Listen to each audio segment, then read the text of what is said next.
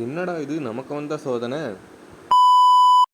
இன்றைக்கி நம்ம ஃபிஷ்ஷுக்கெலாம் ஃபுட்டு போடலாம் அப்படின்னு சொல்லிட்டு வழக்கம் போல் நான் ஃபிஷ்ஷெல்லாம் எடுத்து பார்த்துட்டு இருந்தேன், ஃபுட்டு போட்டுட்டு பார்த்துட்டு இருந்தேன். அப்போ வந்து பார்த்திங்கன்னா நம்ம இதோட அல்பினோ கோல்டு கிளாஸ் பெல்லி வந்து பார்த்திங்கன்னா வயிறு நல்லா குண்டாக இருந்துச்சு. சரி குட்டி போட போகுதோ என்ன, சரி பார்ப்போம்னு சொல்லிட்டு நான் சைடு வியூவில் டேங்க்கில் பார்க்கலான்னு பார்க்கும்போது பார்த்திங்கன்னா நார்மலாக இருக்கிறத விட நல்லா வயிறு ஷேப்பாக நல்லா ரொம்ப பெல்லி ரொம்ப பெருசாக இருந்துச்சு.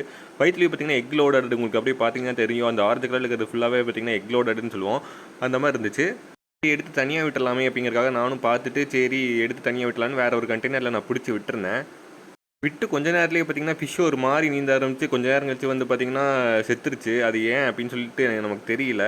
நம்ம ஃபிஷ்ஷுக்கு வந்து பார்த்தீங்கன்னா நல்லா ஹை ப்ரோட்டீன் கண்டென்ட்டான ஃபுட்டு தான் நம்ம கொடுத்துக்கிட்டு இருக்கோம். அதனாலும் ஏன் இப்படி ஆச்சுன்னு நமக்கு இப்போ வரைக்கும் தெரியல.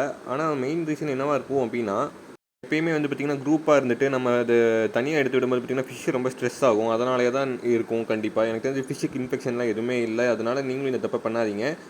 இதுக்கு பார்த்தீங்கன்னா நீங்கள் நேச்சுரல் ப்ரீடிங் செட்டப்பே பண்ணுங்கள். இந்த ப்ரீடிங் கேஜ் வச்சு பண்ணுறதை தவிர்த்துக்கோங்க. Thank you guys. இந்த வீடியோ பிடிச்சிருந்தா நம்ம சேனலை சப்ஸ்கிரைப் பண்ணிக்கோங்க. அப்போ தான் ரெகுலராக அப்டேட்ஸ்லாம் வரும். Thank you guys.